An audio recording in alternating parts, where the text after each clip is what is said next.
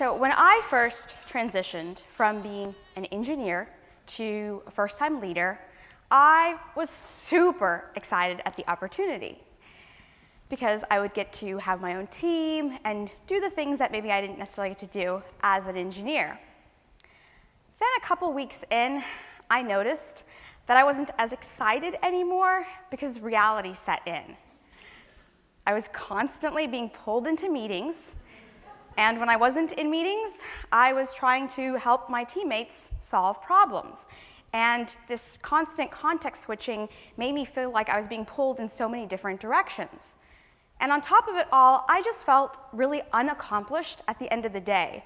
And having been an engineer, it was kind of in my DNA to want to feel that sense of accomplishment, to want to write code and see tangible results at the end of my day. So I thought about how I could fix this problem, and I came up with a little scheme for myself.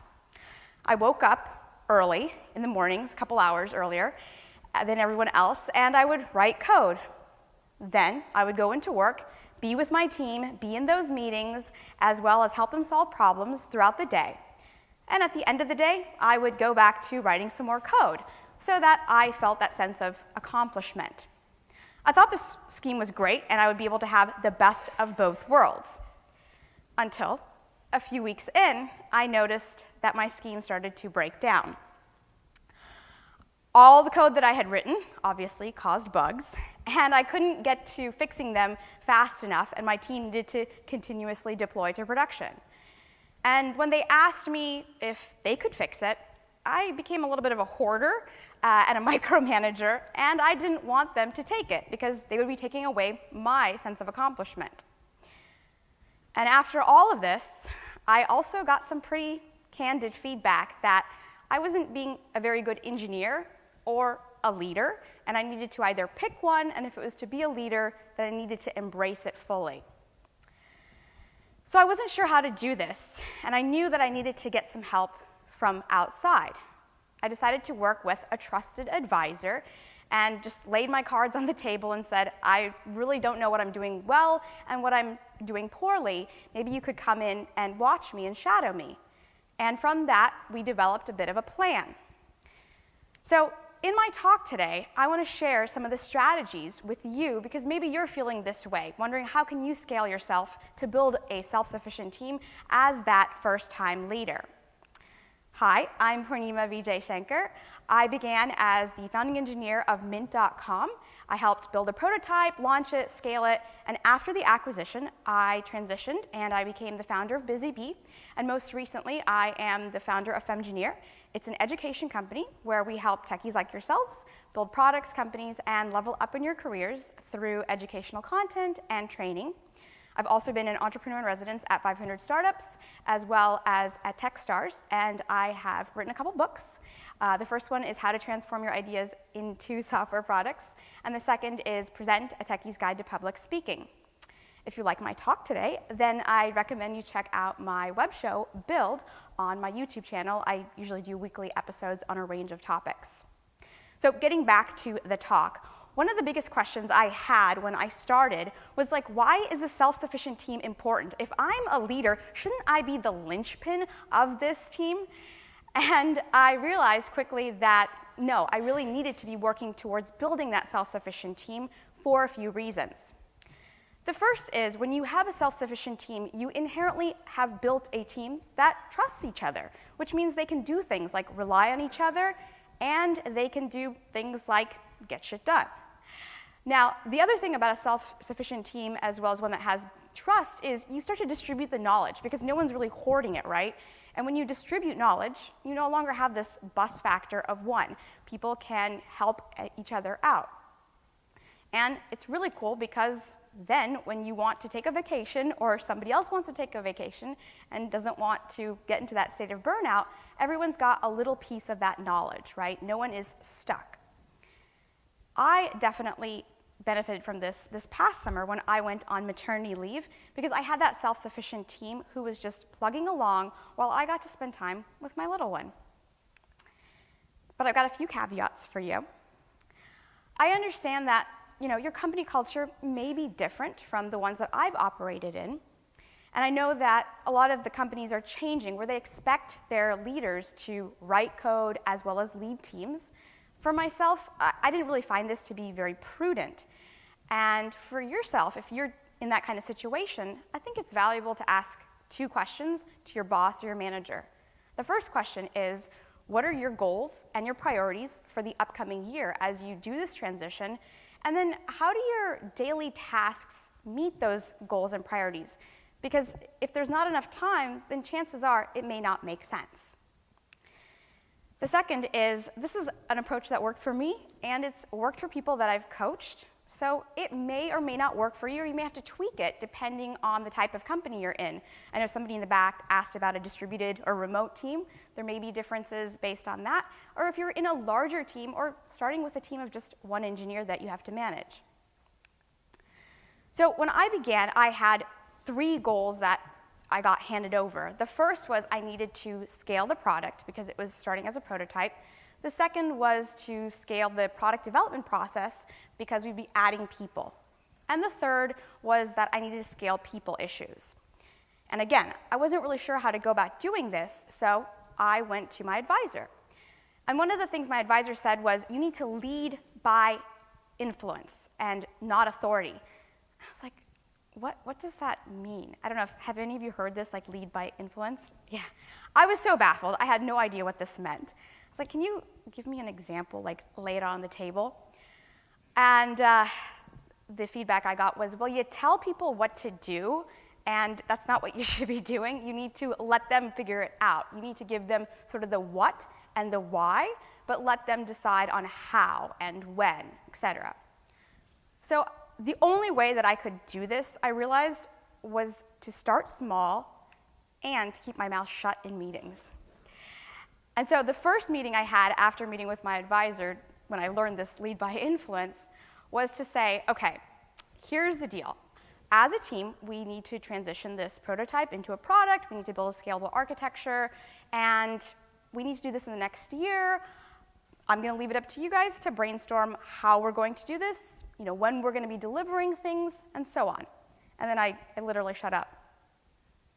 And then a couple people started chiming in. They were like, oh, I have this great idea, and I have this great idea, and my engineers started moving forward, and somebody said, yeah, I think the issue is that before we can move, we have like a really crappy code base. It's just a bunch of spaghetti code. We really need to improve the quality of it, so we need to institute a test suite and move to test-driven development. I knew a lot about test-driven development and a lot about test suites, but I kept my mouth shut and let them continue. At the end of the meeting, I realized that what I needed to make sure was that I had delegated all the work to them. And so that was the only time I spoke up at the end of the meeting, and I said, okay, here's the deal. You can do all the research, you can do all the implementation, and you get to set the deadlines. This was a little new for my team. They're like, what do you mean you get to set the deadlines? Well, I wanted them to set the deadlines because they were the ones that were on the front lines. They would develop their own cadence, and more importantly, they would probably hold themselves accountable if I gave them this ability to do this. My role in this was just to frequently check in with them every week, review the results, and act as their guardrails. So anytime somebody had a knowledge gap or needed help or a little motivation, I would be there each week to help coach and to train them. So a question I get asked a lot is, like, does team composition matter? Like, when you're doing this sort of thing, do you need to hire new people? Do you need to transition? So on. And I think it does matter. And if you've been working with a team for a while and going and having those consistent one-on-ones, then you get a sense of what people's knowledge gaps are, and that's when the coaching and the training helps. If you are inheriting a team, it's also valuable to dig in before you decide to hand everything over. So my team set a goal for themselves of delivering this test suite, the initial version, in 8 weeks. And I'm happy to report that at the end of the 8 weeks, they delivered it, and I thought it was great. But they raised their hand, they're like, this was good to get the product going, but there's still a lot of stuff that's broken, there's a lot of process changes that have to happen, how are we going to deal with this?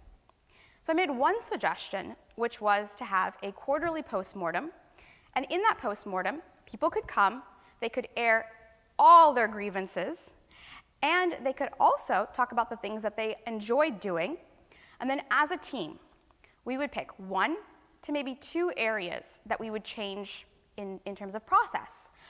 We set 1 to 2 because, let's face it, change of behavior is really hard, and it's even harder when you're trying to scale a team as well as a product. So we developed this cadence, and about 6 months in, we were getting the hang of it, and I was starting to realize that I had a pretty self-sufficient team and was scaling myself as a leader. The next thing I needed to work on were those people issues. In the last panel, they talked a lot about people issues and like when to step in and when not to step in, right? And you get so into the mode of wanting to step in, but I'm going to give you an example of when it's appropriate to not step in. So I had these 2 engineers. Let's call them Sam and Dakota. Sam and Dakota were the best of buds. You know, they loved pair programming. They loved talking about their coffee addictions and, you know, playing games, etc. So one day, given how harmonious they are, I was really surprised to walk into the office and see that Sam and Dakota were standing on opposite sides of the room, and they weren't talking to each other. I knew something was up and that I needed to get to the bottom of this, so I set up my machine, and then I noticed that Sam approached me first and asked to go into a conference room.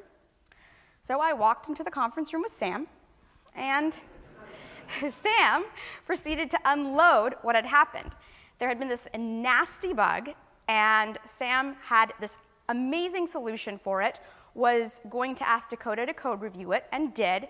Dakota said it wasn't good enough, had a better solution, and thwarted Sam's efforts to check in the code. Sam was so offended that Sam was like, you know what, you gotta fire Dakota, but this is ridiculous. So I listened fully, and I was like, okay, let me get the other side of the story. And so the next thing I did, of course, was listen to Dakota's side of the story. And again, Dakota and I took a conference room, and Dakota, you know, unloaded on me as well, saying, here's the deal. Sam, while had a solution, it was not robust enough. It had a few things that needed to be worked out, so obviously my solution was better, and I believed that I needed to check in the code. This, of course, you know, made Sam and Dakota both get, you know, on each other's nerves, and so at this point, Dakota's like, you know what, you need to fire Sam. I was like, okay, I get it. And this was where I had to decide as a leader, do I need to step in or do I not? Now, there were a couple of things that I thought about before I made my decision. The first was I had known Sam and Dakota, and like I said, they were the best of buds, and they'd been working harmoniously for the last 6 months. So in my gut, I felt like they could probably work this out as well. Had I not known Sam or Dakota, or had they not known each other very well, I probably would have immediately stepped in to mediate the conflict. So instead of doing that, I gave them some structure. I said, you've got 1 week. I recommend taking the first couple days to just cooling down on your own. Then schedule a meeting together, listen to each other's story fully, uninterrupted. And at the end, if you are truly at an impasse and can't mediate it, I will be happy to step in. So a week went by. You know, nothing bad happened during this week at least. And at the end, when I checked in with them, they had sorted this out. I know this sounds like a total fairy tale, right? But here's the thing. When I had given them the ability to sort their issues out, they actually came and thanked me. They said, well, we're really glad that you trusted us and gave us autonomy to mediate this on our own and knew that we could patch things up. And yes, we said some things in the heat of the moment, like fire this other person, but we didn't really mean it, right? So in that moment, I realized there are appropriate times when you don't need to step in as a leader, and you can give your teammates the autonomy to figuring out things on their own. I decided to take it one step further and use Sam and Dakota's story at the next postmortem. So when we met, I mentioned how there had been this conflict, and that, let's face it, conflict is totally normal, it's natural, especially when we're in those stressful situations. There's bugs, there's customers yelling at us. So I wanted my team to know that it's probably gonna happen again, and if it does, it's okay. Here's a process for evaluating whether you want to solve it on your own, or if you think it's out of your hands to come and talk to me so that I can help you do it. So at this point, we're about a year and a half, almost 2 years in. It took me a while to get these 3 things down. And what I realized in doing that was a lot of credit certainly went to my trusted advisor. Those role-playing sessions that a few people talked about were totally helpful, so I highly recommend that you do that. And it's often best to have somebody like an advisor who's outside of your company, because they can bring that sort of objective perspective. Now, as you're thinking about how you're going to scale yourself, think about how you want to influence your team. Do you want to start by building that autonomy rather than authority? And one simple way to do it is to start with your daily to-do list. What are the things that you've got on it today that probably you shouldn't be doing? And instead, someone else could benefit from that learning experience. And for me, that was to not write code anymore, given how many direct reports I had. But I also needed to make sure that as I was giving them the code, I was coaching and training them through it.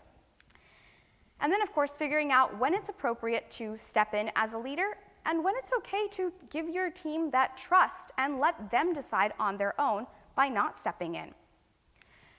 And finally, it's super tempting as an engineer or an individual contributor who has constantly been doing something to then worry about your skills getting rusty. And I just had to learn to embrace new skills. And part of embracing those new skills was having somebody hold me accountable. So for myself, having that advisor was very helpful. Now, there are a couple of resources I want to mention. I know Christian already mentioned the thanks for the feedback, so I'll just plus one on that. I think it's a great book for the same reasons that he mentioned, but also because it helps you see when your feedback isn't landing or when you're not taking feedback, because there are some triggers that cause us to not listen or to not be able to cut through and give somebody feedback. So I recommend it for that reason. The second is The 5 Dysfunctions of a Team. Maybe some of you have already read this. It's a pretty popular book. Yeah, I really like it because it's all about how trust gets broken on a team and then how you have to go about repairing it. And the kicker is that the person, the leader on this particular team, was somebody who was coming into a brand new team and had to deal with this kind of infighting. So it's great for those of you who are thinking about how do I approach maybe a hostile team or a team where there has been some trust issues. And the final is this 1-Minute Manager series, which is just great for self-leadership, for figuring out how people need to develop competencies, and they've just got a lot of really quick reads. So for those of you who are time crunched, highly recommend picking this up because you can read it in a weekend or even sometimes a day. So my final words to you as you're thinking about scaling yourself is that in order for you to scale yourself as a leader, remember that you do that by learning how to delegate. Thank you.